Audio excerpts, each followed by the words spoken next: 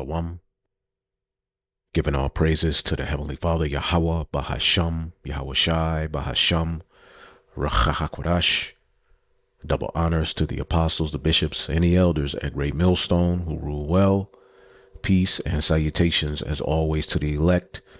Prophecy watch, watching the prophecies as everything happening before our very eyes should be able to be broken down and explained by the prophets via the Holy Scriptures. And as you can see, those without the vision and true leadership, all right, are ultimately waxing worse and worse. Where there is no vision, the people perish. You see, but you who keep the law and stay in the spirit, okay, happy are you. And we are commanded in these times, all right, which is a law, not to bow the knee to the image of Baal and to stand firm, all right, for the names of Yahweh and Yahweh Shai, all right, in the righteous ways, as we are testifying against a wicked, rebellious, demonic system who, you know, is planning on undermining the Most High's plan to set his son up as ruler on the earth. And via what they call NWO, a New World Order, okay, we're seeing them hone in on world domination. We have been going into how the technocrats are systematically putting themselves in place, all right, to take over the world and implement a technocracy, which will lead to the RFID micro C-hip, which is the MOTB in the Holy Scriptures, which John the Revelator foresaw everything that we're living. So you think for 1 second that in his vision that was given unto him by the Most High through Yahweh Shai, through the angel sent unto him, you think somehow he did not see the RFID microchip, the very technology we see before our very eyes. And we're seeing particular Israelite camps reluctant to speak on it. And they're running out of wiggle room. So they're coming with all of the gimmicks and, you know, doing everything in their power, you know, to throw out enchantments so that their followers, you know, don't question the reality of what's happening. But see, their followers are questioning them. And this is why some of them are having to address it, or they're saying, well, I'm not ruling out a microchip, or they might throw a microchip in there to save face. But when it's all said and done, the true prophets of Yahweh Bahasham Yahweh Shai, all right, will be justified and glorified.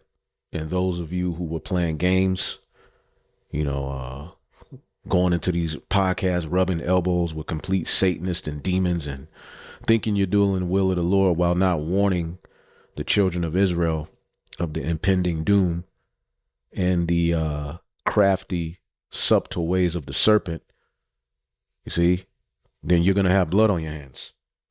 And as we see these technocrats buying up everything and implementing AI governance and, you know, biometric systems and, you know, digital ID systems, you know, they're also trying to do away with free speech, as the Heavenly Father has allowed the testimony, all right, to go worldwide. And now the third witness, because the scriptures say out of the mouth of 2 witnesses or 3 shall he that is worthy of death be put to death. So the Lord raised up the 2 witnesses, the elect of Judah and Ephraim, which symbolizes the tabernacle of David, the house of David being rebuilt, because all 12 tribes, Judah and Ephraim, we weren't split at that time. We were just one nation. All right. But through the sin of Solomon, we have been split and separated, only to be reunited in these latter days in our final captivity, Babylon the Great, as well as the various different captivities where we will be scattered. But the great awakening will come here in Babylon the Great, and our enemy has taken note, because through this testimony, he's getting called out, and through the 2 witnesses, a testimony is going out that's damning and condemning, you know, his very being. And you have the third witness in a form of truthers and, you know, even people like her, you know, although she represents a democracy, they're calling out things that are hypocritical. They're calling out wrongs. All right. But in the grand scheme of things, they're still wicked. They're still off. But the Lord is using his own tongue to fall on themselves with this, which again, this is all an aspect of prophecy, which is why it's very important that your leaders are in the spirit. Now, before we get into Esau's, waging war on free speech through, talking points like Antifa, let's get the book of Second Esdras chapter 15 and 8. It says, I will hold my tongue no more as touching their wickedness. And the tongue of Yahweh through Yahweh Shai is the prophets. Okay, when the Lord wanted to speak to the people on the earth, he set up prophets. See? Men who he filled with the Holy Spirit to foretell events and to have insight to what is coming. Okay, that's who you need to be listening to. All of these games people are playing and trying to be cute and the Family Matters Eddie Winslow spirit, or, just marching up and down the street, screaming like you in Esau's military. Look, the Lord didn't command us to do none of that. See, we are supposed to be giving our people the true understanding of the times that we are in. See, not talking about we shouldn't hate Esau. Okay. Come on now. This man is in full rebellion. I will hold my tongue no more as touching their wickedness, which they profanely commit. Neither will I suffer them in those things which they wickedly exercise themselves. So the Lord isn't holding his tongue anymore. Okay. Again, Habakkuk, the 2nd chapter, okay, talks about, in verse 16, thou art filled with shame for glory. Drink thou also, and let thy foreskin be uncovered. The cup of Yahweh's right hand shall be turned unto thee, and shameful spewing shall be on thy glory. So there's a shameful spewing on what he has presented to you as history and his glory. Okay. And, basically the spirit's on him to say, well, you niggas should be lucky that I put you in slavery because you were a bunch of, primitive, backwards. And without us, you still be somewhere in a hut trying to figure out how to drink water and create a will, So Esau's doubling down on his pseudoscience. He's being found out to be the devil. His history is being brought to his forefront. And he's trying to hide it. He's trying to shut down, talking points that point to what he did and what he's doing now. And we're living at a time where he's going to make a man an offender for a word. Again, the testimony that we speak is upright conversation. Psalms 37 and 14, the wicked have drawn out the sword and have bent their bow to cast down the poor and needy and to slay such as be of upright conversation. And everything that Trump was supposed to stand for, okay, you now see that he was a farce. He was supposed to, he was getting votes and, which we know your vote doesn't count, but he was getting, support and play and praise from the maggers. They call us niggers. We call them maggers, right? And you so-called black conservatives who ultimately you're getting ready to take the piss, as they say in London as well. You getting ready to be confounded. The Lord has had enough of our people's hypocrisy. See? Because the whole system is wicked. See? And that's the difference of, with our testimony that separates us, all right, from the masses, from the world. Okay? Let's get Revelation 12 and 11. And they overcame him by the blood of the Lamb and by the word of their testimony, and they loved not their lives unto the death. So the blood of the Lamb and the word of our testimony, which a testimony is what? Okay, what is a testimony? Martyria, or martyr, so to speak. A testifying, the office committed to the prophets of testifying concerning future events. So we're testifying of what Yahweh Shai is coming to do. We're testifying of the works of the wicked. There's an inquisition going out.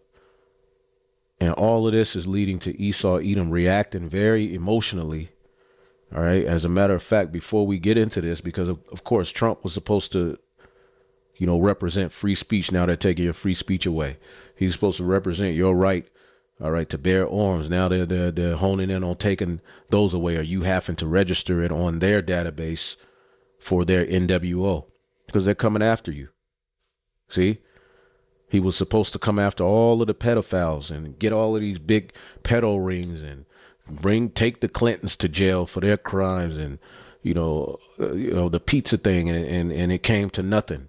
He hasn't used any of ICE to go after people who are offenders of child pedo activity. There's no war being waged on these people. They have this so-called list dangling around. No one's going to jail. Nobody's being called out. Nobody's being held accountable. Okay. So it's all enchantment. It's all, mind manipulation. Okay. And he duped you people. And now he's getting ready to wage war on you. But he has the so-called Black, Hispanic, and Native American at the forefront of the war that he's waging so that you can cheer it on. But when it's all said and done, okay, Esau, Edom is going to come down on all of the people. See?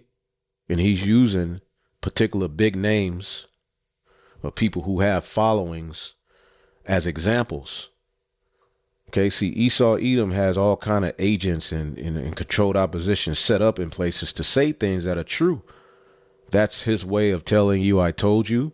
And that's his way also of being able to control the narrative and demonize particular talking points, okay, as these people are the scapegoats that he used. Nick Fuentes, which you listen to him, he says some stuff that makes sense.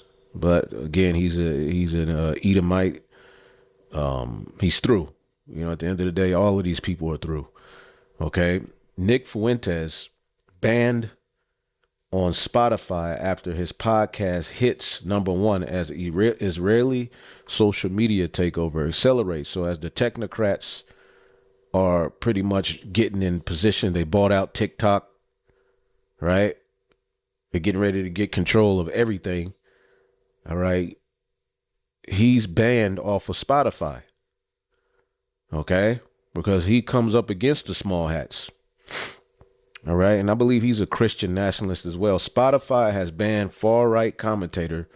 See, you have this left right paradigm that continues to rear its ugly head. That's pretty much the theme of everything that they're doing. It's all centered around this left right paradigm. Okay.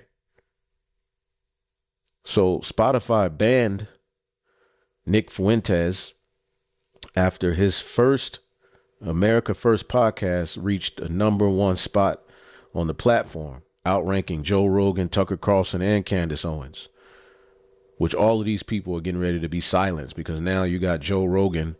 He's even questioning some things that the small hats are doing. Tucker Carlson is questioning it. Candace Owens. And when you listen to these people, some of the points they make, are on spot on. Some of them even line up with things that we say. See? But what they're going to do is use these people as scapegoats to crush opposition and say, you can't say this, because Candace Owens herself, okay, based upon, okay, a talking point, right, a conspiracy theory, Candace Owens officially banned from Australia, okay, part of the beast system, for spreading dangerous conspiracy theories about political elite. Okay, so if you have, we're witnessing, right, what they're showing you, what this is psychologically showing you is that you can be banned from traveling for believing in a conspiracy theory or having a conspiracy theory centered around an elite or the small hat. Okay. So this is the world that's being set up before us. She also said that Macron's wife, was a man, which if you look at this thing's body, this is absolute. It's Esau Edom got to go. This is like a big, gigantic haunted house. All you got to do is pull her up and look at her body. Look at this thing. whatever it is, built like a little boy. This is crazy work, man. This is a mess. She was supposedly his teacher, and they started dating. This is a weird, weird environment that we're living in, man. But nonetheless, okay, we're witnessing speech get crushed. Now, before I get into this video here, anti-fascism scholar flees U.S. amid Trump's Antifa fear-mongering. And we know that Donald Trump labeled Antifa a domestic terrorist group. See? Which ultimately, as they hone in on the destruction of free speech, okay, that whole talking point of Antifa is going to be used to rule out and label and accuse a whole hell of a lot of people. So let's just get into this video. All right. Anti-fascism scholar flees U.S. amid Trump's Antifa fearmongering. And we're just going to show you a few steps of where this devil is going with it, as he is making a man an offender for a word. And really, he wants that testimony to be something worthy or deemed, hate speech. Okay, but he's trying to call himself a Christian at the same time.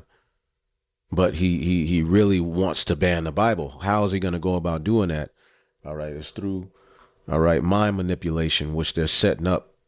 But let's check this out.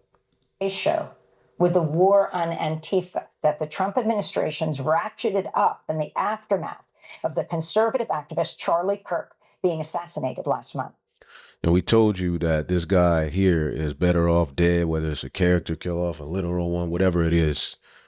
He's better off dead than alive, because they used him and what happened unto him as a means to weaponize free speech, as a means to wage war on Jake. And it's like, well, wait a minute. What did Jake have to do with that? They just used it to pretty much, light more of a fire under their ass to get this NWO set up. Okay. Yesterday, President Trump posthumously awarded the Presidential Medal of Freedom to Charlie Kirk at a ceremony in the White House Rose Garden. Trump recently signed an executive order purporting to designate Antifa as a... And if you're not tired of seeing these devils, man, then I don't know what's going on with you. Order purporting to designate Antifa as a domestic terrorist organization, even though it's not really an organization. Antifa is actually a shortening of the term anti-fascist, and is a term... It's really, the term Antifa really comes from a term anti-fascist, and we always go into it. Fascism, in a nutshell, is a system where the government has total control over politics, the economy, the media, and that's what's ultimately being set up through this technocracy. Okay? You see, but people are kicking back, because it's like, well, wait a minute. You sold us a dream. You got a lot of maggers that are divided. It says main traits of fascism: strong, one man rule. Okay, and it's really a small elite. Okay, ruling everything. It says no real freedom. Okay, speech, press, and opposition are restricted and punished. Extreme nationalism: the nation, race, or culture, which in this case, the race is the biblical Edomites. Okay. The nation, which they hide it under, America and Jesus Christ and, Christianity, Christian nationalism, but really it's white. It's Edomite supremacy. That's all it is. Okay. Extreme nationalism: the nation, race, or culture is seen as superior to others. And we told you that they were going to get back into their pseudoscience and all of that. Right? Corporate, state unity: the big business work hand in hand with the government. Okay. As you can see, we showed you an example of how, Blackstone, okay, is buying up all these businesses, and pretty much the government isn't regulating it. Okay. And it's making the people's lives miserable. Nothing is in favor of the common working class. Everything is in favor of the big businesses and corporations and tech giants. Okay.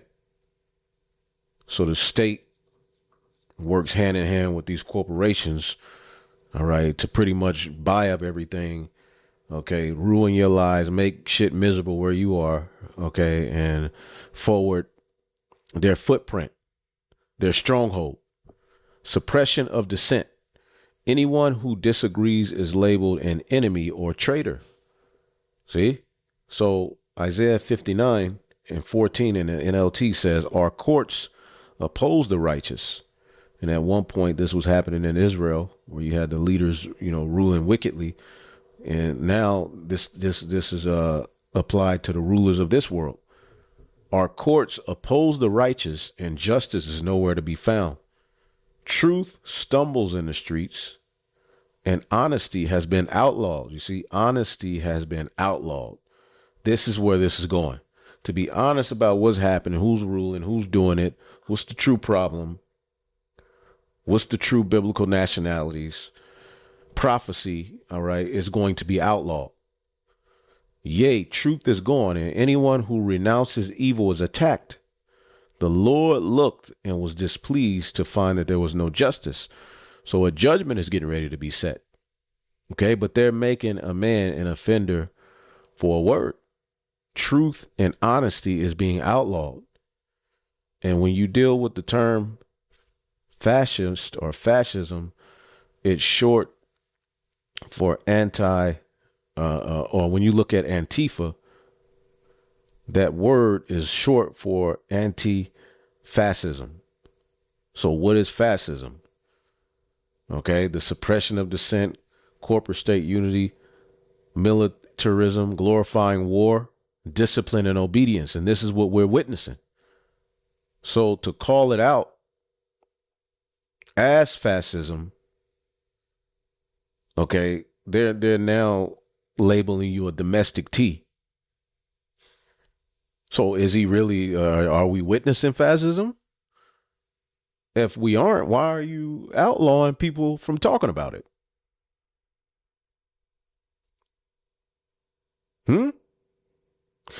Fascism replaces God or moral truth with the state. Loyalty to the nation or leader becomes a kind of a religion. There you go. And they're going to make you bow to their image, right? And if you don't, you will be killed in the sense of separated from the system. Okay. You won't be able to fly certain places. At some point, you won't be able to fly nothing. Your podcast or whatever it will be can be, blocked off of certain platforms. Okay. And ultimately, as you can see here, State Department revokes visas of foreigners who celebrated Kirk's murder.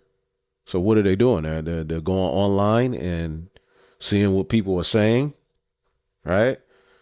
And they're saying, ultimately, we're going to revoke your visa for having a talking point against C. Kirk. So again, as you can see, C. Kirk is better off, all right, in the spirit world, or croaked, okay, than alive.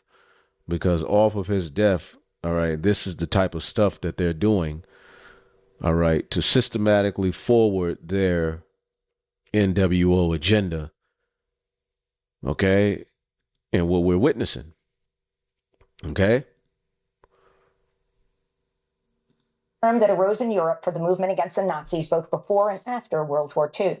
The decentralized movement in the U.S. today draws on this history. Several high-level Republicans have accused this Saturday's No King's Day protests of... And if you listen to a lot of the left, they throw out the term, Hitler, when describing Trump. So back in that time, people who were against Hitler were pretty much labeled, all right, Antifa. Okay, we have a little bit of the history here. All right. But after World War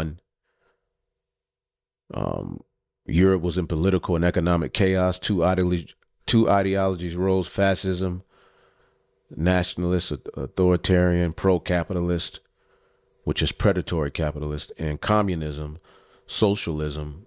Okay, and when you deal with a lot of the talking points of the right, they call out communism, Marxism, which deals with fighting back against the ruling class, even waging war. Okay, in their ideology, waging war, is one of the ways of getting the attention of the elites. So you see a BLM, you see particular groups, set up, to fight back or wage war in this way that they or can now use Antifa, is to say that's what you represent. Okay. This man has, the two horns like a lamb. It goes deep into this man's whole system, how he uses the left right paradigm. He uses, good versus bad or this versus that. Even in wrestling, he showed you that's what he was all about as a means to, dominate, and the elite play both sides. It says Germany in 1932, the German Communist Party founded Antifa or whatever, anti-fascist action. All right. The first official Antifa. Okay. The goal to defend the working class. Okay. And as you can see, a lot of the left policies are geared towards, so-called helping Jake. And, what was supposed to be the working class turned into the freak, the L, the G, the B, the T, the X, Y, Z, retarded people, people who are marginalized and trans and this and that. But really, it was supposed to be for the working class. But the working class has been completely ignored for the freak, right? And for the sodomite. Okay? So the whole anti-fascist was to defend the working class against the elite, hubbing everything to themselves and dominating over you and beating your ass. Okay, to defend working class neighborhoods from Nazi and fascist groups through rallies, street fights, and propaganda. You see that? And this is what we see through the left hand. Okay. It says ideology, Marxist, all right, yada, yada. They believe capitalism or predatory capitalism created fascism. All right. Where you have a group of people hoarding everything to themselves and dictating this and that. Okay. There's really no freedom in the market. It says, so destroying fascism required destroying capitalism. Okay. It says, key straits formed here, street-based resistance. You see that? Street-based resistance. Okay, it was this Antifa or anti-fascist, mindset represents street-based resistance. So the Israelites, all right, can be labeled Antifa. Anti-capitalism. All right, if you're against capitalism or predatory capitalism as well. Okay, because if you're dealing righteously, yeah, okay, capitalism could work out. Okay, if you're dealing righteously, but predatory capitalism, okay, is a whole nother war waged on people. Okay, and ultimately, you see what you see today. It says anti-nationalism. All right, and what is a nationalist? One who was about his nation, his people, his tribe. Right. It says anti-authoritarian. Okay, so they're against the NWO, so to speak. That's what this whole Antifa thing was supposed to represent. Okay, and then it goes into after World War II, after Hitler's fall, fascism and political force was largely crushed, but anti-fascist movements didn't disappear. They showed up in Western Europe. The Cold War, anarchism resurged, rejecting both capitalist and communist states as oppressive. All right. And Jake has been thrown in this 1980s to 1990s revival. autonomous movements. Antifa reemerged in the 80s in Germany, Italy, and Britain as far-right nationalists began to grow again. Okay? These autonomous groups use black bloc tactics, dressing in black, moving as a unit, yada, yada, yada. Their ideology blended anarchism, opposition to, the government, corporations, the police, okay? Marxism, the class struggle and critique of capitalism, feminism and environmentalism, insurrectionists causes tied into their windows. These movements directly inspire today's American Antifa networks. Okay. Let's see here. Antifa resurfaced publicly around 2016. After far-right rallies like Charlottesville, they framed their actions as defensive, protecting communities from fascism, racism, and nationalism. And this is how Jake is thrown into the left, okay, or can be thrown into being an anti-fascist, okay, or Antifa. It says their methods counter protest, doxing extremists, and occasionally vandalism or clashes with police. And again, we saw all of these things with BLM. Okay. And we're seeing now, enchantments being thrown out as look, you have a shocking report reveals Mexican cartel teaming up with left-wing terror networks inside the U.S. So now, they're throwing out the notion that, Antifa is associated with the Mexican cartels that Trump is waging a war on, right? Let's go here real quick. Let's play this. Saying 5 to 10 grand for kidnapping of ICE agents or Customs and Border Patrol agents, non-lethal assault, $50,000 for the assassination of high-ranking officials. So they're talking about kidnapping, all right, and assassinating high-ranking, officials, all right, who are, over the watching over the border, right? Wow. Okay. Greg Bavino, he works in Chicago. Says he had a bounty on his head. Watch. We've got $50,000 bounties on the heads of federal law enforcement officers. We have criminals ramming vehicles, criminals bringing guns to protests. This is not regular street crime here in Chicago. We have assaults on Border Patrol agents, ICE officers, and our allied law enforcement agencies every day, often multiple times per day. And again, these assaults. Remember those so-called riots in L.A., protests in L.A. over, the waging war on the Northern Kingdom? It was all orchestrated. This is all BS, man. This is enchantments. But they're going to use stuff like this to go ahead and move forward with their plan. The lethality of these assaults is increasing. How can your officers respond to that effectively? Well, there's, power in numbers. There's safe. See, this is the devil. See, these people get on these news platforms. They try to act as if they're at the seat of morality and, we got to fix everything. And, they're the devil, man. Remember, the scriptures told you Satan presents himself as an angel of light. This is the problem of the earth right here. And they're not going to stop. It's going to continuously be this, that, pointing the finger at this. There's always going to be a new boogeyman until you look up, okay, and there's a robot bot chasing your ass down the street.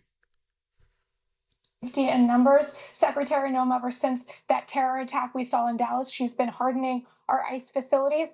President Trump has called in the National Guard a very prescient and great, strong leadership we've seen from the President of the United States. But, we are seeing a coordinated, highly organized waging of war on our law enforcement on the streets of Chicago. These men and women are simply enforcing the rule of law and doing their job, and yet there's these foreign terrorist networks who are going after them. They're using it. They're going after ICE.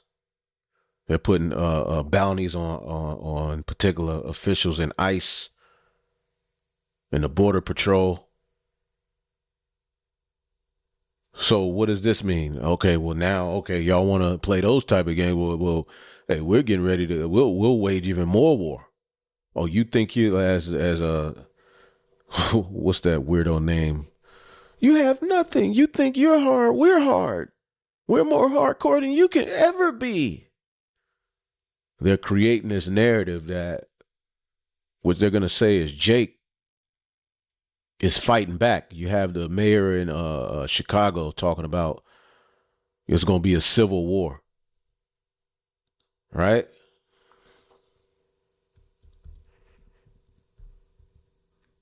I forget his name. Chicago mayor warns violent racial civil wars coming to America. You see that? So Jake is being led into the slaughter.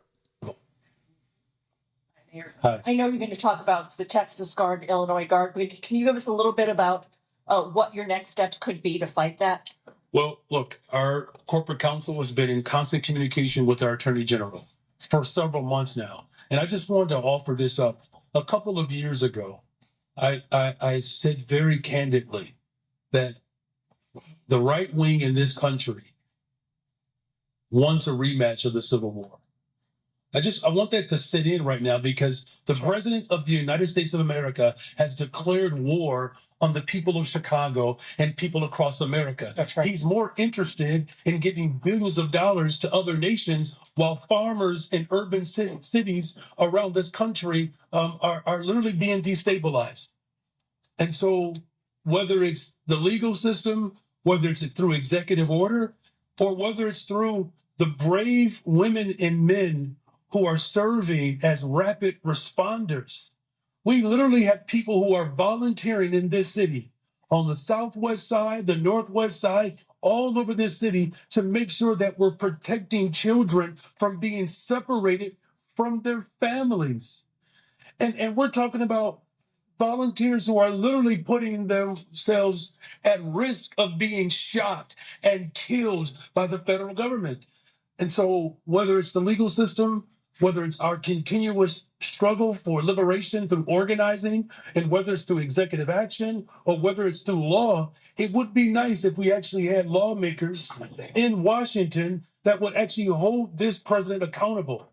And if they won't do it, then the city of Chicago will, using every single tool that's available to us. So they can use this as a declaration of war. And they can label you Antifa, which is anti-fascism, as we were going into. Okay?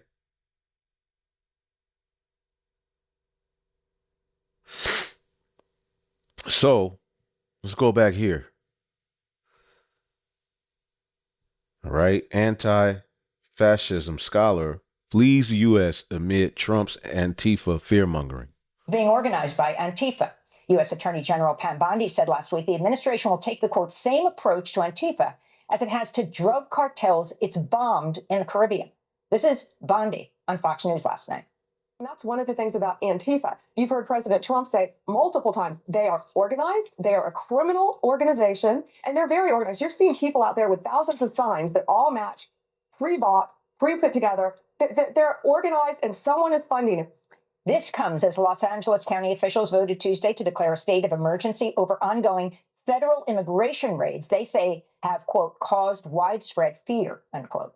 Violent attacks by federal agents at protests against immigrant raids have also been documented in Chicago and Portland. On Tuesday, Republican House Speaker Mike Johnson said if he would call for more oversight of federal agents, he responded by complaining about a naked bike ride protest against ICE in Portland, Oregon, which Trump has called a war zone. To demand oversight on federal law enforcement? Well, I've not seen them cross the line yet. And I think we have committees of jurisdiction who have that responsibility, but it's not risen to that level. What I've seen is the abuse of law enforcement by radical leftist activists. There you go. Just continue with the radical left, the right. See? So this is a snare for those who rebuke and negate. Recently, the most threatening thing I've seen yet was the naked bicyclers in Portland who were protesting ICE down there. I mean, it's getting really ugly. Experts are increasingly raising concerns the Trump administration's attacks on Antifa are ungrounded in fact and law and violate free speech rights.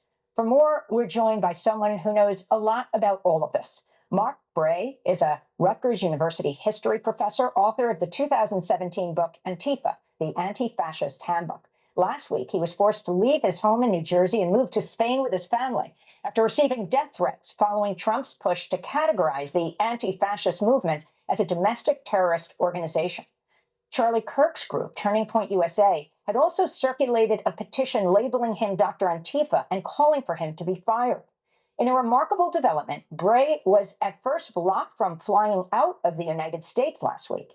He wrote on Blue Sky, "Someone canceled my family's flight out of the country at the last second. We got our boarding passes, we checked our bags, went through security, then at our gate reservation, disappeared." They later took another flight, and Professor Mark Bray joins us now from Spain. Thanks so much for being with us. I'm sorry you've gone through all this, Professor Bray. If you can start off by talking about why you left the country and what happened as we tried to follow what was happening to you at the airport. Right. So I published this book, Antifa, the Anti-Fascist Handbook, in 2017. I'm actually researching different historical topics now. But after Trump's executive order, a series of far-right trolls online, influencers started attacking me. I received a number of death threats. Someone published my home address on X. So I started to feel fear for the safety of my family, staying in our home. More and more death threats came in, and I knew I needed to get away. Getting to another country, getting across the ocean would make us feel much more comfortable. As you said, our first flight was mysteriously canceled at the last moment. My two small children were sobbing. So the left hand is getting ready to make a move. All right.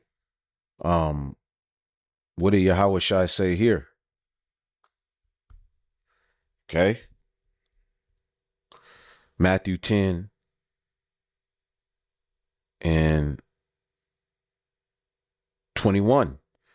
And the brother shall deliver up the brother to death, and the father the child, and the children shall rise up against their parents and cause them to be put to death. These are the times we in. All right, this the division. Look how the jab was able to divide people. Okay, this NWO was going to be rooted in division. The way that they, seize land, territory, rights is going to be through a divide, a left-right paradigm. Right? And you shall be hated of all men for my name's sake, but he that endureth to the end shall be saved.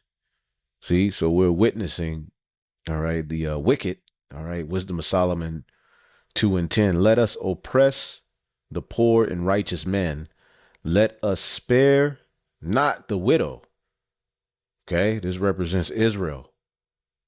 Okay, the fatherless, so to speak. It says, nor reverence the ancient gray hairs of the aged. And this man is completely in that spirit. He don't give a damn about nobody.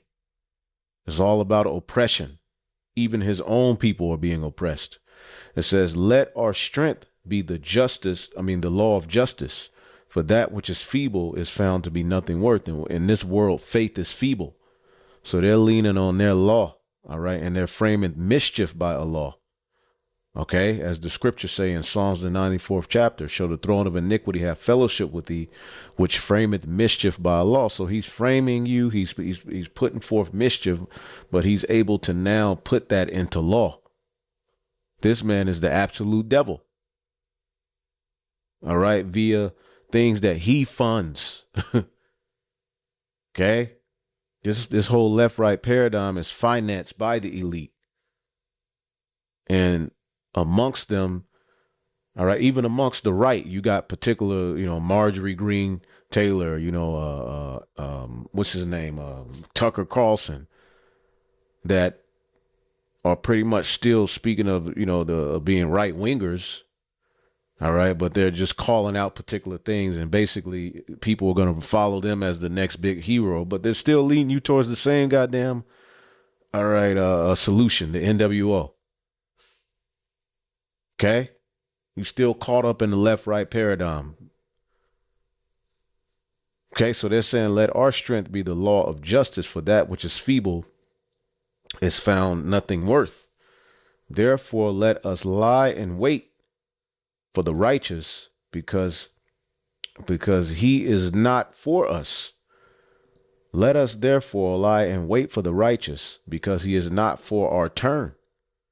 He is clean contrary to our doings. He upbraided us with our offending the law. And this is what the righteous, we're a thorn in their side, man. And objected our infamy, the transgressions of our education. So we call out their pseudoscience, right? We call out the faults in their own law. We call out the hypocrisy. Okay. We call out, Christian nationalism and all of these various different things that Esau Edom uses, and he's just a total hypocrite. His wine, the scripture speaks that his wine, all right, will be his transgression. He transgressed by wine. His education, what's in him is really at the end of the day, Satanism, rebellion. He professed, they're talking about the righteous, to have the knowledge of God. He calleth himself the child of God. He was made to reprove our thoughts.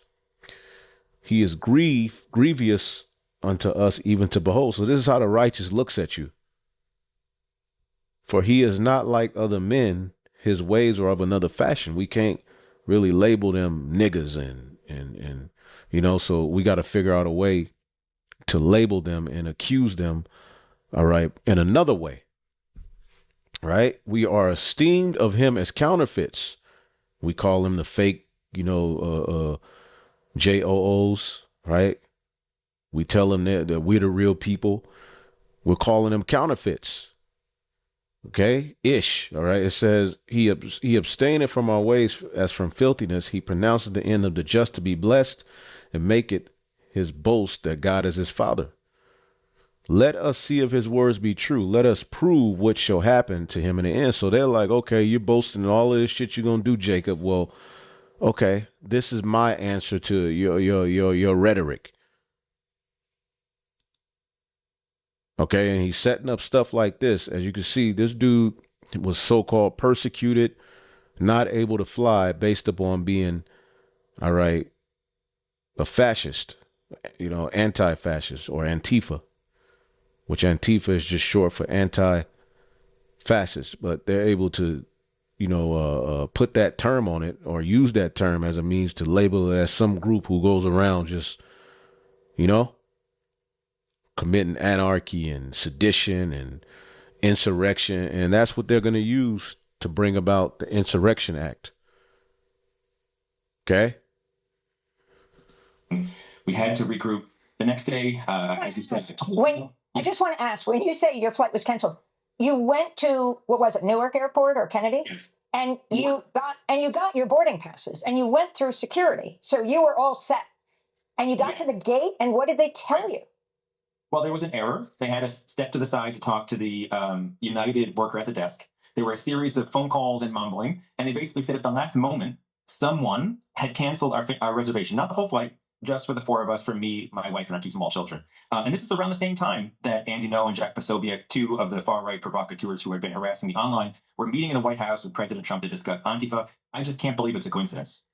And yet you were able to rebook the next day, and you made it through security, and you actually made it onto the flight? Well, this time I was stopped, searched, and interrogated by federal agents for an hour. And at one point, they took me into a side room, and my two kids saw what looked like very bad men taking me in another room. They started sobbing. So it was quite an ordeal, even the next day. But I made it out. And frankly, I'm very fearful about the potential of returning. But hopefully by next year, things will improve. I mean, this is astounding. You weren't trying to come into the United States. You were trying to leave. And you are an American citizen. Not that that should have mattered.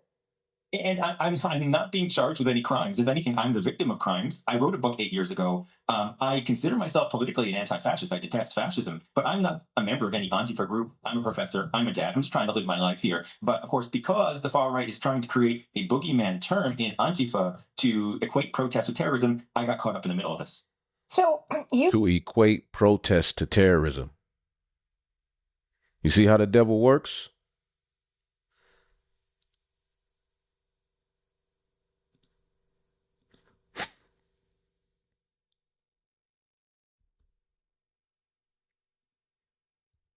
Daniel 11 or 8 and 25, Daniel 8 and 25, which this is speaking of Antiochus Epiphanes, of the Greek Empire, okay, which the spirit of Antiochus is here today.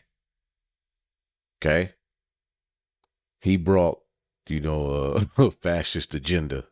Okay, it says Daniel 8:25, and through his policy he shall cause craft to prosper in his hand. He shall magnify himself in his heart. Does this not sound like with Trump? Through his policy he shall cause craft to prosper in his hand, and shall magnify himself in his heart. See? And he shall stand up against the prince of princes, but he shall be broken without hand. Okay, and these devils are going to try to fight the second coming of the Lord, but as you can see, through his policy, he's able to then cause craft to prosper in his hand. Okay, and these policies, from what we're witnessing, okay, can be used as Isaiah 10:1. Woe to thee that decree unrighteous decrees, and that write grievousness which they have prescribed. Again, Psalms 37:14, the wicked have drawn out the sword. Now, not only is the weapon used as a sword, but the law, the tongue, okay, which walks through the earth, which it cuts, got people locked up for life for nothing. See, the wicked have drawn out the sword and have bent their bow to cast down the poor and needy, and to slay such as be of upright conversation. Their sword shall enter into their own heart, and their bow shall be broken. See, a little that a righteous man hath is better than the many riches of the wicked. The arms of the wicked shall be broken, but the Lord upholdeth the righteous. So the Lord is not going to allow this demon to win. Okay? You are the author, Professor Bray, of Antifa, the Anti-Fascist Handbook. If you could explain what Antifa is and what it means for President Trump to have issued this executive order calling it a domestic terrorist organization. Is it even an organization? Talk about Antifa now and through history. Right. So, as you said, it's a term that is short for anti-fascist or anti-fascism. It's originally German from the era of opposition to Hitler. After World War II, anti-fascism continued throughout the world, and the specific European tradition of what they call Antifa spread to other countries around the world. For example, in the U.S., you had Anti-Racist Action in the 80s and 90s, which was a network of decentralized groups across the continent organizing against the far right. The term Antifa really kind of made its appearance in the U.S. In the late 2000s, but it's not an organization. It's more of a politics or a movement. I liken it to feminism sometimes. There are feminist groups, but feminism itself is not a group. There are Antifa groups, but Antifa itself is not a group. It's just sort of like more of a verb. It's a thing you do to organize against the far right in decentralized groups. Look what you see in the front. Okay, what looks to be an Israelite woman. Okay. Trump, of course, doesn't care about any of that. It's a useful boogeyman term to demonize protests, demonize resistance, equate it with terrorism. And it's really, an obvious page out of the textbooks about fascist and authoritarian leaders. It's such an obvious imitation of, the kind of the Red Scare talk about communism, but applied to today. It's very interesting you've moved to Spain. I mean, for years we've covered the Abraham Lincoln Brigadistas Brigade, those Americans who went to Spain, where you are now, to fight against the fascist Franco. Many of them died, many of them came back, and this was just before World War II. They were the most experienced, presumably, in fighting. But when a number of them signed up to fight in World War II, to fight Hitler, they were labeled premature anti-fascists. Can you talk about that? And they were not allowed to fight in World War II. Right. So there were a lot of activists. As you can see, this devil, he has a lot going on. It's confusing. Okay? It's just really you're wicked. It's too much. See? This is why we go to the scriptures to simplify the two horns like a lamb, man. Speaking as a dragon. This is an aspect of the two horns like a lamb. Okay? The fascists versus the communists, so to speak. Leftists in the U.S. and around the world who realized the threat of Hitler well before mainstream society. And a number of them journeyed over to Spain to fight in the international brigades. A significant number of them lost their lives. Some of them returned. They were blacklisted in the U.S. And it's also worth pointing out that a number of Spanish Civil War veterans from other countries who ended up going to France after the Spanish Civil War played important roles in the French underground. And there was a tank battalion of Spanish anarchists that were among the first to liberate Paris in 1945. It's a fascinating history. It's the one that I teach a course on the Spanish Civil War. So it is strange to sort of have these things twisted around. And I ended up going to Spain because I'm a historian of Spain. But I've received a lot of solidarity and support from the social movements here. And actually, there's a general strike today in Spain for Palestine as well, just to throw into your news report. We had you on last in 2017 to discuss your book, Antifa, the Anti-Fascist Handbook, when it first came out. In the introduction, you wrote you hoped your work would promote organizing against fascism and white supremacy. Can you elaborate? Right. So anti-fascism has a broad history. In the U.S., certainly there's the European-inspired Antifa tradition. There's also a really good book called The Black Anti-Fascist Tradition that talks about the role of anti-fascism in Black liberation struggles, Black Panthers, and so forth, which I suggest people check out. So it takes many different forms. What it has in common is actually this impulse towards unity and putting aside the differences that often divide the left in the interest of promoting the common struggle against fascism, against white supremacy. And what we're seeing today in the U.S. is increasingly fascist. MAGA, I believe, and I study fascism, I don't say this lightly, is a fascist movement. And if we don't organize, if we don't take action in the streets, we're going to end up somewhere really bad. And for me personally, I felt like my situation was such that I had to get my family out of harm's way. But this story about me is about me, but it's not really about me. It's about... So Trump labeled this ideology a domestic terror. He's talking about enabling, all right, the Insurrection Act. Okay, we can see where this is going. There's all type of protests being formulated now, which we know there's going to be agent provocateurs there. Let's check this out. You guys, the Republicans are terrified of American citizens. We see it with ICE. We see it with all the polling. Republicans have shut down the government.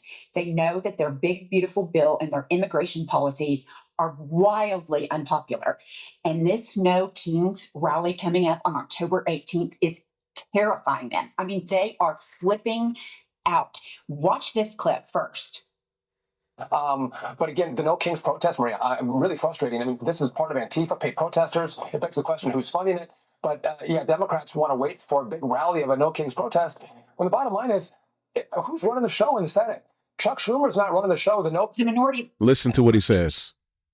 But again, the No Kings protest, Maria, I'm really frustrating. I mean, this is part of Antifa, paid protesters. Part of Antifa, paid protesters. It's the question, who's funding it?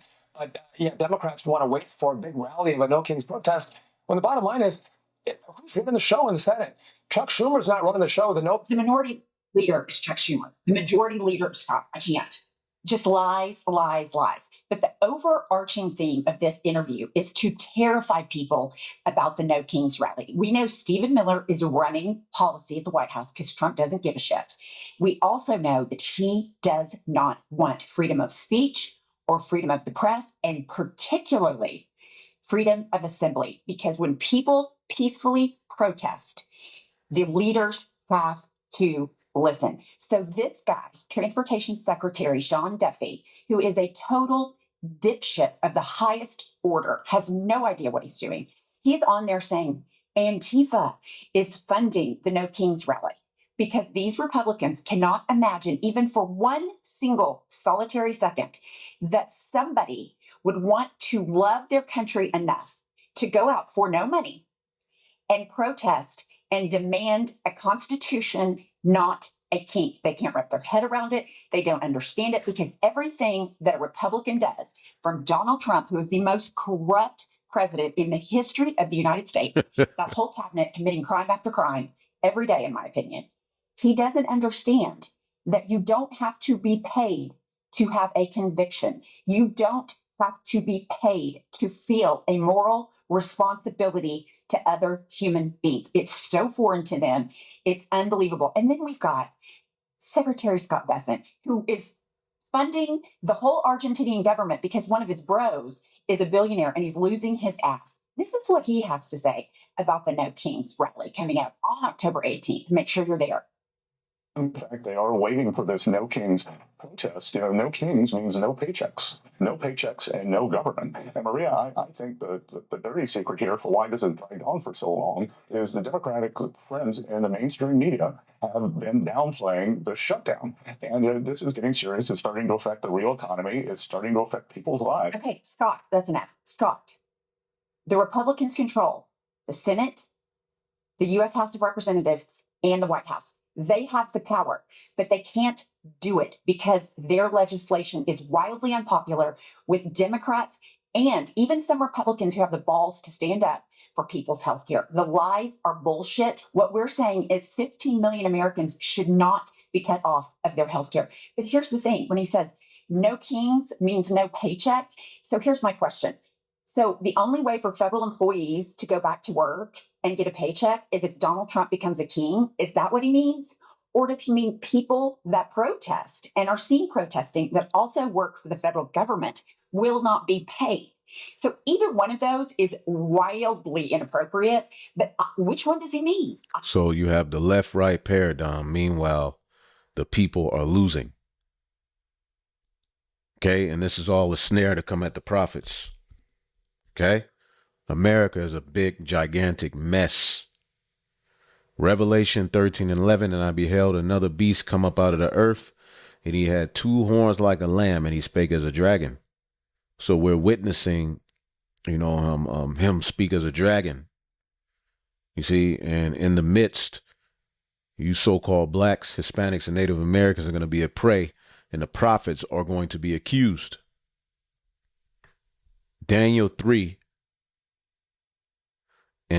wherefore at that time certain of the Chaldeans came near and accused the Jews. Why? Because the Jews refused the worship of the image. Okay, and we're witnessing right now, if you refuse the image, Revelation 13:14, and he hath power to give life, 13:15, he hath power to give life unto the image of the beast. The ancient Western Roman Empire relives through this system. Okay, even the transhumanist ideologies that we're seeing play out with their miracles, that those ideologies really, they go back to Babel, but the Greco-Roman philosophers were big on that, but it's now being played out in an even more realistic sense through their enchantments, through their witchcraft.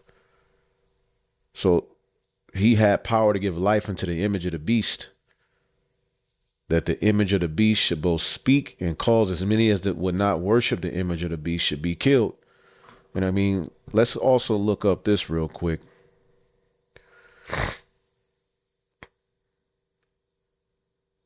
Let's see. Was there a fascism?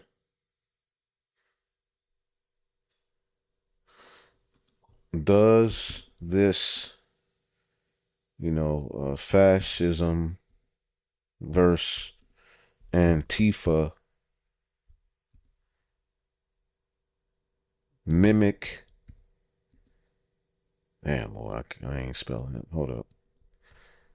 Mimic.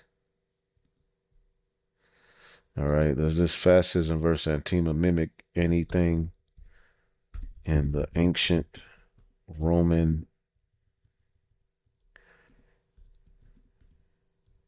See what it says. So does this fascism versus Antifa, all right, that we are witnessing, mimic anything in the ancient Roman Empire? See what it says. Excellent, insightful question. Yes. So again, this is how we're witnessing the Western Roman Empire, the image of the beast, live through stuff like this as well. Okay. Not only the Colosseum and, fast food, the Senate building, how the courts, buildings look, Washington, D.C., which is was originally Maryland, Rome, or Rome, Maryland. It's so much that mimics ancient Rome, but we also got to look at these back and forths in government, you know, the destruction of the middle class. All of this goes back to how the ancient Roman Empire fell, to the devaluing of the, you know, the dollar of the day back then, the denarius, today the dollar. All of these things, shrinkflation, that all happened in the ancient Western Roman Empire, man. You know, UBI type scenarios. All right, only certain jobs available to people during, you know, collapse. You had to, you know, get the job from them. It says before Rome's fascist centralized power order, before fascism existed as a word, the Roman Republic had a symbol, all right, called the fascis, a bundle of rods tied around an axe. Okay. And when you look on the American dollar, okay, let's see here.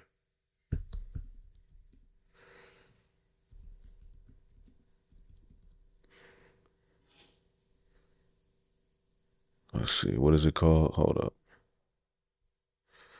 Fasces. Okay.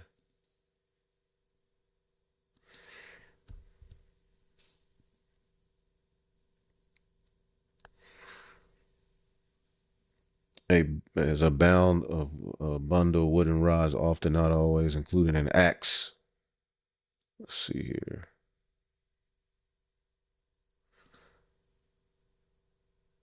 On the back of a dime.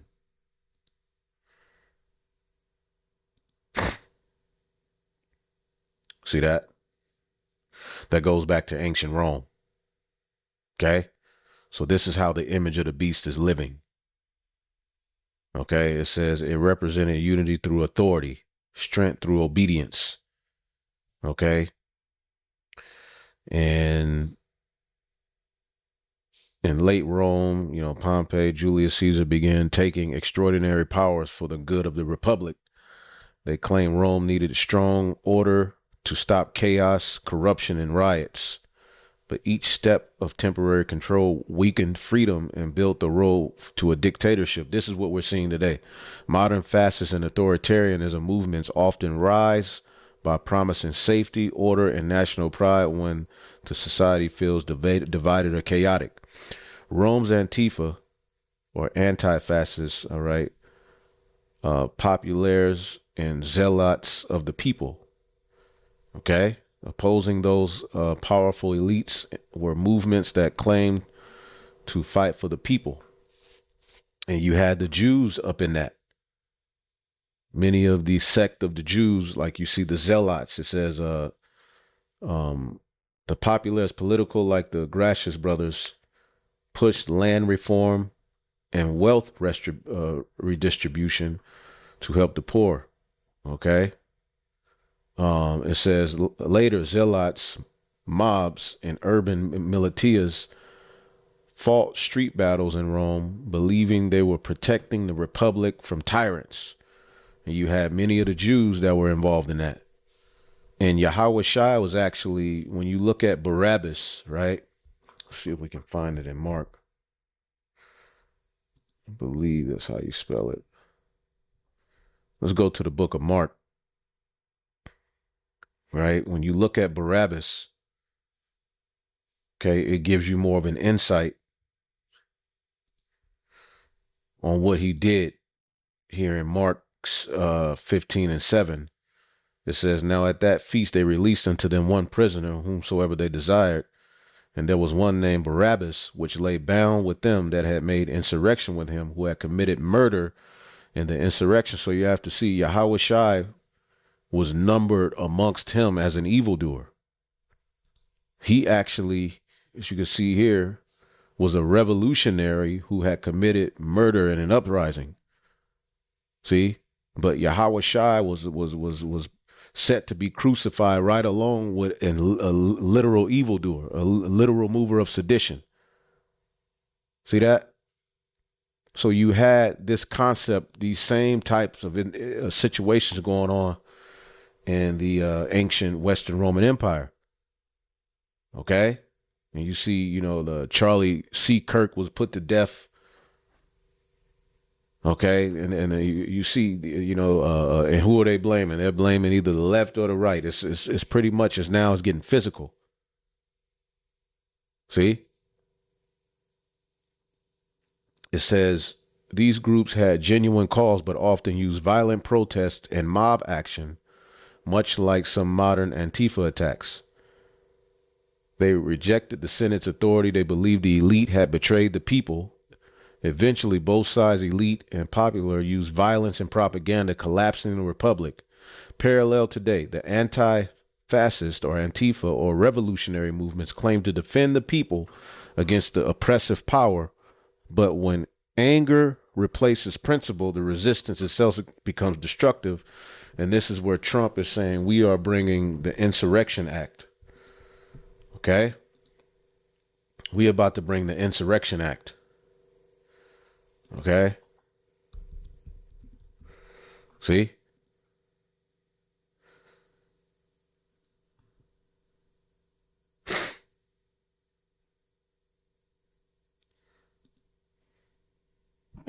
Standing in your weight here is it held up? Well, the lower court said. The Insurrection Act? The lower, well, I could use it if I wanted to. I could use it. Look, that's a very simple answer. I'm allowed to use the Insurrection Act. In fact, that was on Stephanopoulos today, his Sloppodopoulos show.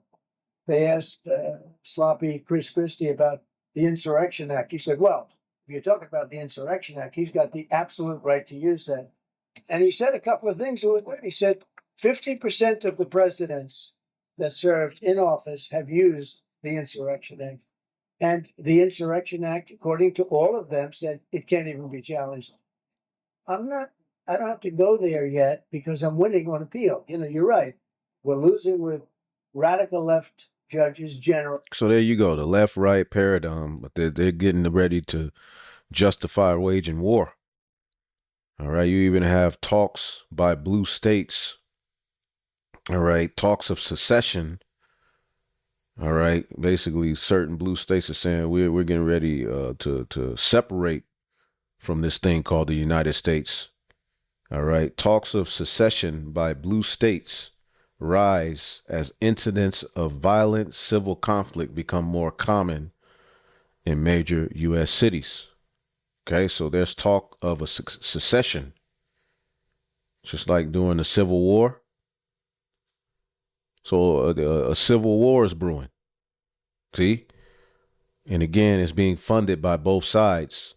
Meanwhile, all right, they're getting ready to blame and accuse people. Again, this is why he is called the accuser of the brethren. Okay? He's called the accuser of the brethren.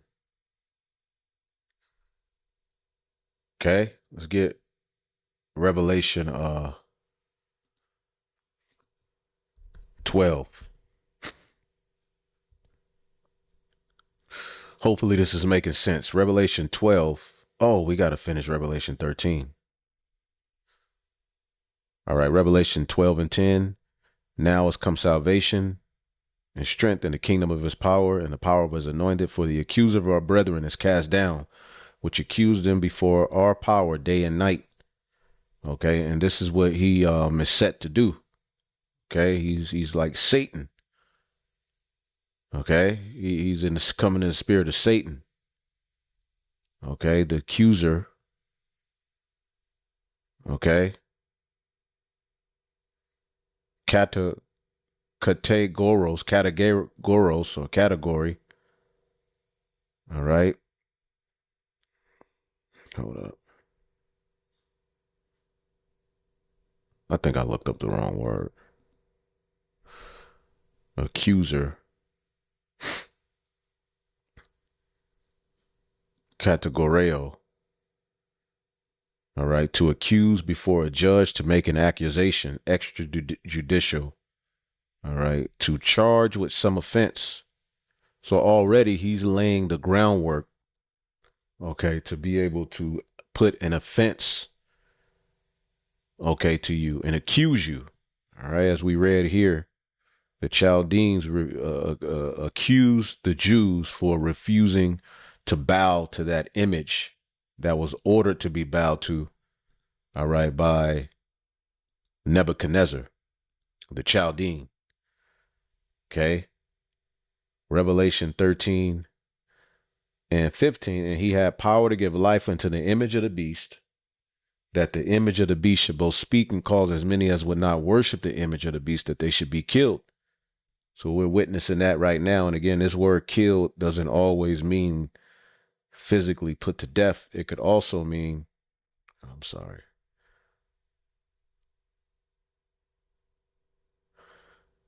Hold up.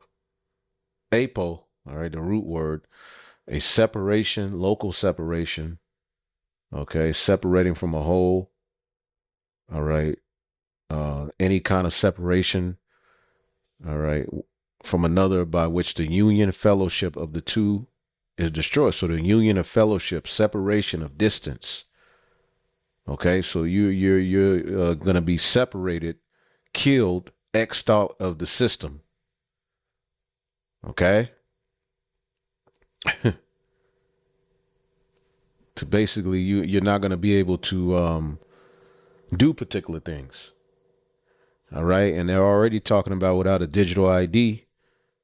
Okay, you're not going to be able to do particular things or go particular places, or if you believe in certain things, you're not going to be able to do certain things. All right, and again, all of the data has been hijacked. Palantir and all of these various different AI systems are being set up. All right, and the digital ID. All right, social credit score. All right, scenario is being set up. Meanwhile, all right, the right is labeling the left, which again, our people have been, hijacked and bundled up into the left. See? So again, Israelites are being set up. All right, as we read here, Amos 5 and 10, they'd hate him that rebuketh in the gate, and they abhor him that speaketh uprightly. See? So they lay a snare. Okay. They lay a snare for him. Isaiah 29 and 21. That make a man an offender for a word. Okay.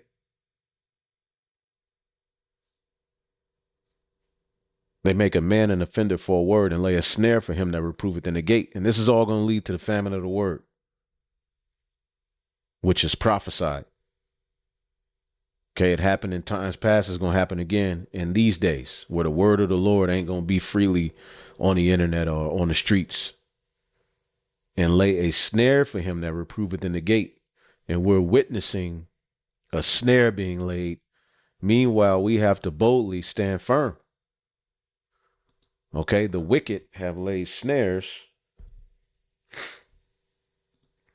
Okay. Psalms 119 and 10, the wicked have laid a snare for me, yet I erred not from thy precepts. So the wicked have snares all round about. Okay. All about us are snares. And the whole Antifa talking point is a snare that has been used for ages, but now it's being used here. And again, these concepts go back to ancient Rome. This is how you're witnessing the image live. Not through a picture of white Jesus. It's through all of this shit. Okay? All of it. Let's see here. Psalms.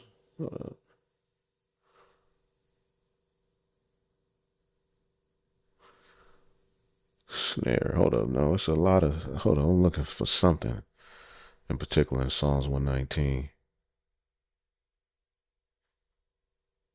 This is good too. Isaiah. This is Psalms 124 and 6. Blessed be Yahweh who have not given us as prey to their teeth.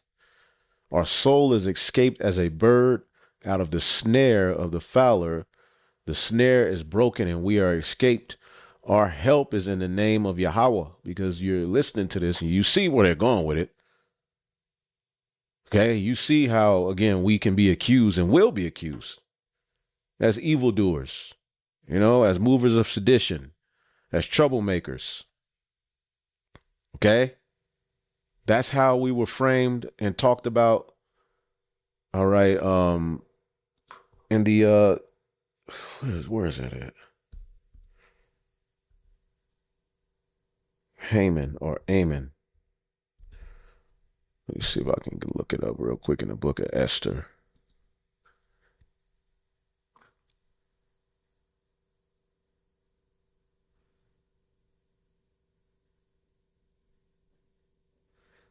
I believe it's in this chapter. The additions to Esther 16. This is vocab speaking about us.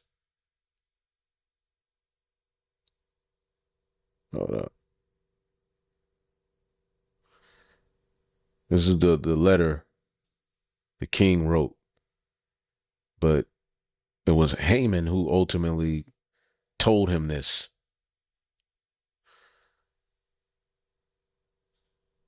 Verse 15, but we find the Jews whom this wicked wretch have delivered to utter destruction.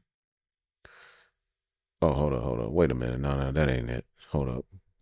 That's another part. I'm tripping.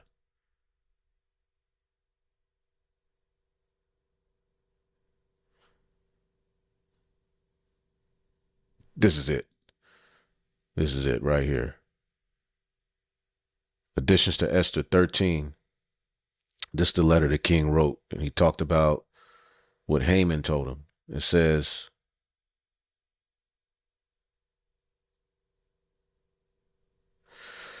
Haman declared to us, verse 4, additions to Esther 13 and 4, declared unto us that in all nations throughout the world there was scattered a certain malicious people that had laws contrary to all nations and continually despised the commandment of kings, so as the uniting of our kingdoms honorably intended by us cannot go forward. We cannot go forward with these niggas being able to do this and say this. They're rebellious. Seeing then we understand that this people alone is continually in opposition to all men. This is how vocab presents us. Okay, and the king got this. He's telling you what Haman said about the Jews. They're in opposition to all men, differing and strange in the strange manner of their laws, and evil affected to our state, working all mischief that they can, that our kingdom may not be firmly established. See? So again, this was basically the Antifa of that day. They were saying basically these niggas are anti us establishing our rulership, which basically he moved up to second in command in the Persian Empire. All right. So basically these people are in opposition. Therefore have we commanded that they are signified in writing unto you by Haman, who was ordained over the affairs and is next to us, shall all with their wives and children be utterly destroyed by the sword of their enemies, without all mercy and pity. All right. So ultimately there was laws passed that ultimately under, the orders of Haman, the Edomite, the Agagite, the Amalekite, to, basically put all of these niggas along with their children to death, because they are against our affairs, or against our kingdom. And basically, that's what's getting ready to be formulated here. I don't know. I don't think he knows, because I think it's lips on Donald Trump's ass. Do his bidding. Nobody gives a shit.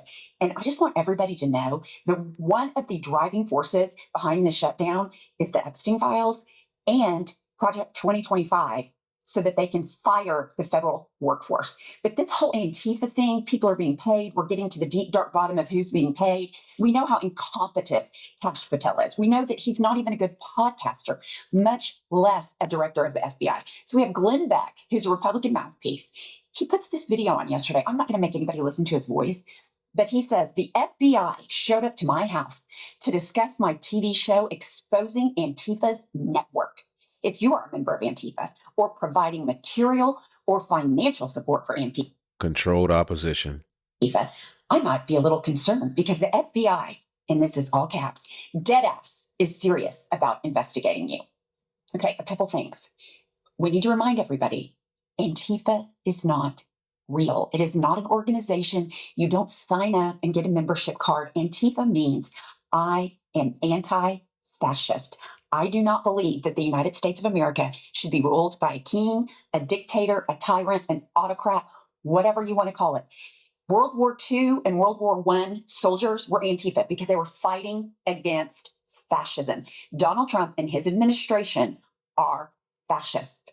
These people are now saying anybody that dissents is a fascist. Anybody who dissents is a domestic terrorist. That's bullshit. If you want a constitutional republic and you believe in democracy, you're anti-fascist. There is no organization. Believe me, I'd be in it. I would have signed up already.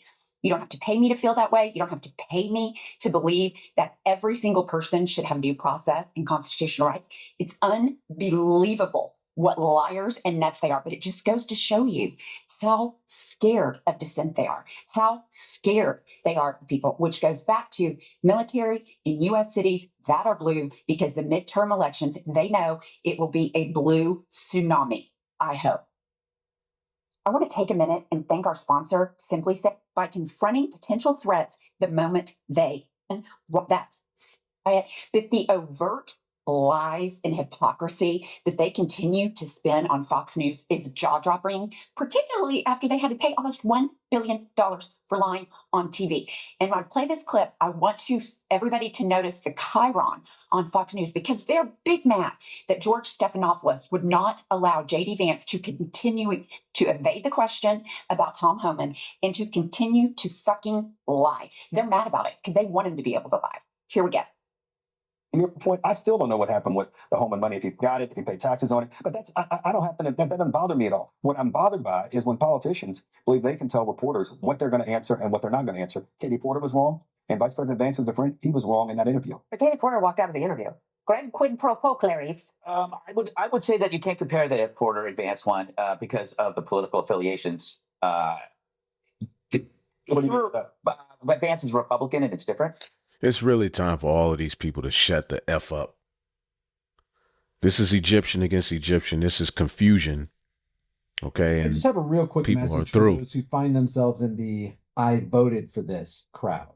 If you approve of military troops on American soil, the founders called them standing armies, you're approving military troops on American soil against you when the next Obama or Biden or Hillary enters the office. So when you applaud actions like this against protesters, calling them Antifa or whatever you want to call them, I just want to point out in this particular incident, these two guys right here are just kneeling as protesters beyond the property line of the U.S. government, and they still get charged by government troops and dragged away to a cage. Watch this. Whoa. Oh, man.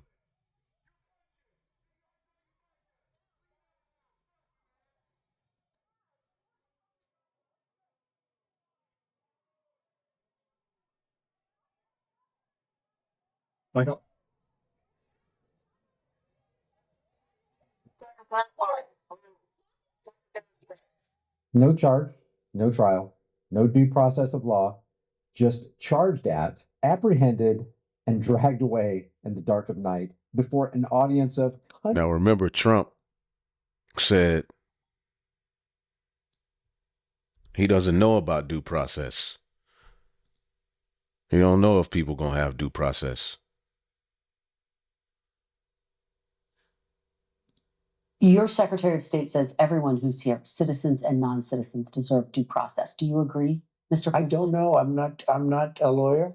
I don't know. Well, the Fifth Amendment says. I don't know. It seems it might say that, but if you're talking about that, then we'd have to have 1 million or 2 million or 3 million trials. We have thousands of people that are some murderers and some drug dealers and some of the worst people on earth. Some of the worst, most dangerous people on earth. And I was elected to get them the hell out of here, and the courts are holding me from doing it. But even given those numbers that you're talking about, don't you need to uphold the Constitution of the United States as president? I don't know. I don't know if I need to uphold the Constitution. I have to respond by saying again, I have brilliant lawyers that work for me, and they are going to obviously follow what the Supreme Court said. What you said is not what I heard the Supreme Court said. They have a different interpretation. Is anyone in your administration right now in contact with El Salvador about returning Abrego Garcia to I don't know. You'd have to. So he's telling you right there, you ain't gonna have no due process. Hundreds. What do you think they're going to do to you when the Democrats get into office? Are you going to approve these same actions when they come down upon conservatives? There ain't gonna be no more elections. This is the last Trump. Okay.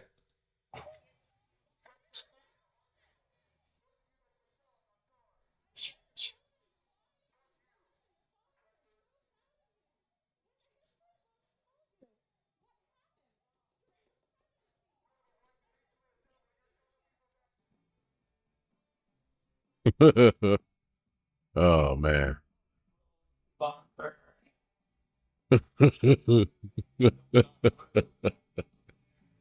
Oh man. What's going on here, man?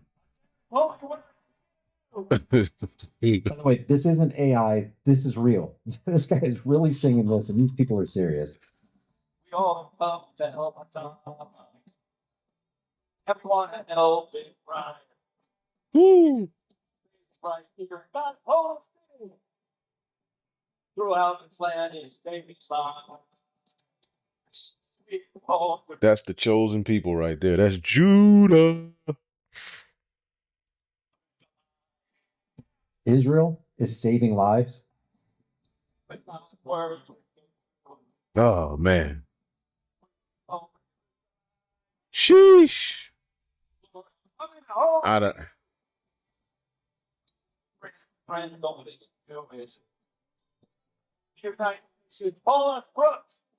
The United Nations call us crooks. And they do. And you know it's bad when the corrupt crooks in the United Nations are calling Israel crooks. But Donald Trump claims it's all Israel. Just as it says in all the holy books.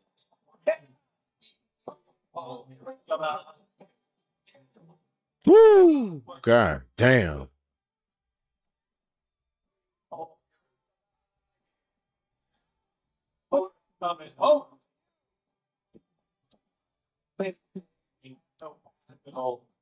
God damn.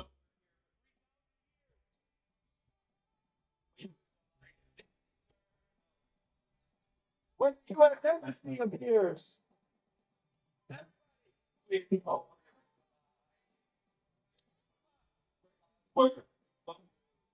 can hear you.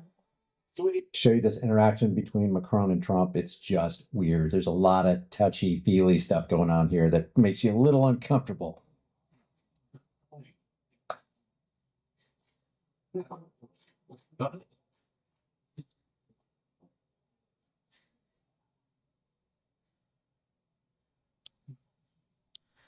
Boy, this is too much. The Edomite got a lot going on, man. You know.